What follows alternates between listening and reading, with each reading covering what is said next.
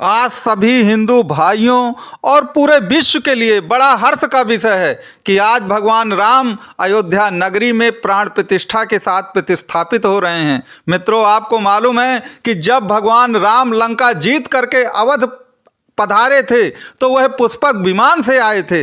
रामायण में इसका वर्णन है कि चलत विमान कोलाहल होई अजय रघुवीर करहीं सब कोई, कि विमान से जो कोलाहल शोर मच रहा था और सब लोग जय श्री राम के नारे लगा रहे थे। तो आज हमारे लिए बेहद एक प्रकार से हर्ष का विषय है। तो याद रखिए, जिस प्रकार से भगवान राम ने बहुत कठिन लड़ाई के बाद, बहुत लंबे संघर्ष और युद्ध के बाद लंका को जीत करके पुष्पक विमान से आए थे, उसी प्रकार कुंभ राशि के लोग भी, जिन्होंने पिछले कुछ वर्षों में बहुत लंबी लड़ाई लड़ी है, जंग लड़ी है, अब उनको भी वही पुष्पक विमान मिलने वाला है और उनके सभी दुख दर्द जो हैं वह पूरी तरह से खत्म होने वाले हैं। रामायण में वर्णन है इसका कि उतरी कहें प्रभु पुष्पक ही, तुम ही कुबेर पही जाऊं, प्रेरित राम चले सो हरसु बिरहि अति ताहूं। कहने का तात्पर्य है कि पुष्पक का मतलब, जब पुष्पक विमान से भगवान उतरे तो उन्होंने पुष्पक विमान को आदेश दिया कि तुम अब कुबेर के पास चले जाओ, क्योंकि ये विमान तो उसी का है। तो जो पुष्पक विमान था भगवान के पास रहने का, जहां उसे एक प्रकार से सुख प्रदान हुआ था, वहीं उसे बिछड़ने का दुख भी प्रदान हुआ।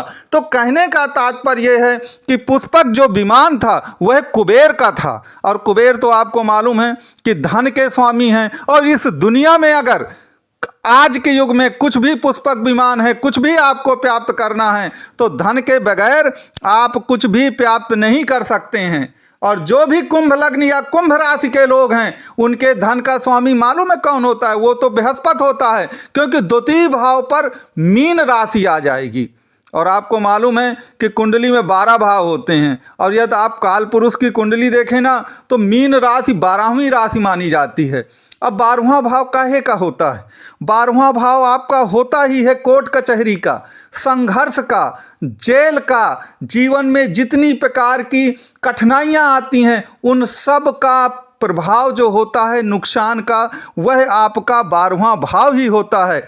लेकिन अंतिम में चल करके वही भाव आपका काम इच्छाओं की पूर्ति और मोक्ष का भी होता है। तो जो कुछ आपने संघर्ष कर लिया है, अब उन इच्छाओं की पूर्ति और मोक्ष का जो समय है वह आपके जीवन में आ चुका है।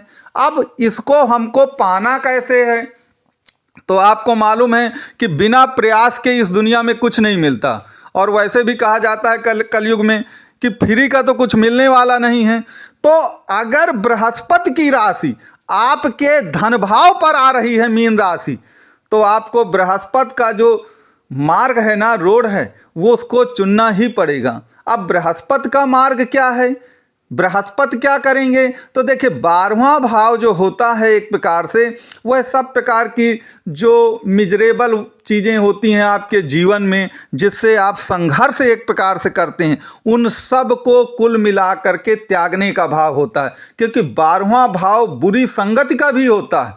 याद रखिएगा, 12वां भाव आपकी बुरी संगति का भी है, तो वह उसको भी त्यागने का भाव होता है। और गुरु महाराज, सत्संग, पूजा पाठ, ईश्वर ध्यान, योग विद्या, इन पर चलने वाले कुल मिलाकर के ग्रह हैं। तो आपको कोई भी बताए कि कुंभ राशि तो इस नक्षत्र से मिल गई है, कुंभ राशि में तो राजयोगकारी ग्रह आपका शुक्र होता है, या कुंभ राशि जो है कुल मिलाकर के शनि के जो मित्र हैं वो तो ये ग्रह हैं, राहु है। तो याद रखिए, आपको इन सब बातों में, इन पचड़ों में नहीं पड़ना, क्योंकि इनकम का स्वामी और धन का स्वामी, इन दोनों भावों पर अगर किसी का राज है तो वो बृहस्पति देव का है। 11वां भाव कुंडली में इनकम का होता है, और वहाँ पर जो भी कुंभ लग्न या कुंभ राशि के लोग हैं उनके लिए वहाँ पर धनु राशि आएगी, जो फिर से कुल मिलाकर के बुध आपकी बृहस्पति की ही राशि है। और इसके सिवा धन भाव पर मीन राशि आएगी, वह भी बृहस्पति की राशि है। तो बृहस्पति सतमार्ग पर चलने को कहते हैं, बुरी संगत को छोड़ने को कहते हैं।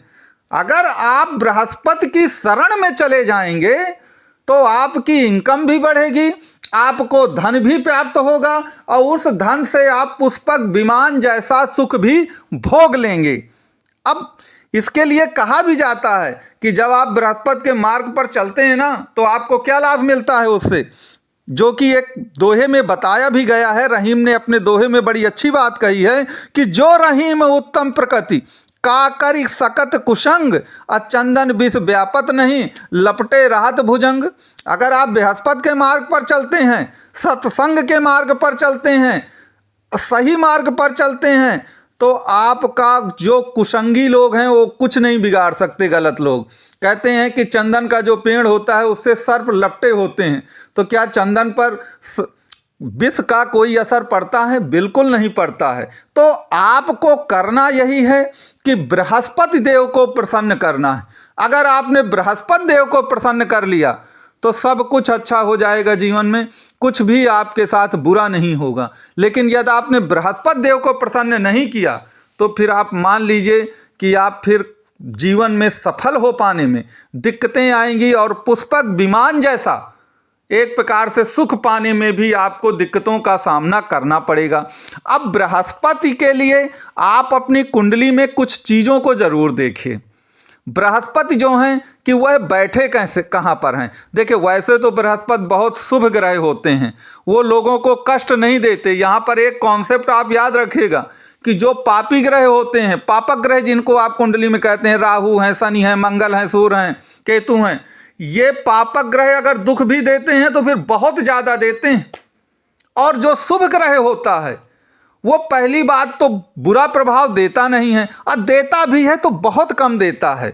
जो देव दूत होते हैं या एक प्रकार से ईश्वर वाले आपके ग्रह होते हैं, शुभ ग्रह जिन्हें आप कहते हैं, पहली बात तो बृहस्पति सबसे शुभ ग्रह हैं, तो वैसे भी शुभ ग्रह कभी दुख नहीं देते हैं। लेकिन मान लीजिए अगर वो दुख देते भी हैं, आपकी कुंडली में नीच के हैं, 6, 8, 12 में चले गए हैं, उनकी डिग्रियां बहुत कम हैं, या शत्रु नावांश में चले गए हैं, या एक प्रकार से पाप कर्तरी दोष से घिर चुके हैं, उनके दोनों तरफ पापी ग्रह बैठ गए हैं, तब भी वह आपको बहुत बुरा फल नहीं देंगे। और अगर आप उनके मार्ग पर चलेंगे, अब मार्ग पे कैसे चलना है, बृहस्पति को कैसे एक प्रकार से मजबूत करना है, उसका विस्तृत वर्णन कर पाना यहाँ पे संभव नहीं है। इसके लिए आप दिए गए नंबर पे कांटेक्ट कर सकते हैं, आपको इस पर पूरी जानकारी प्रदान की जाएगी।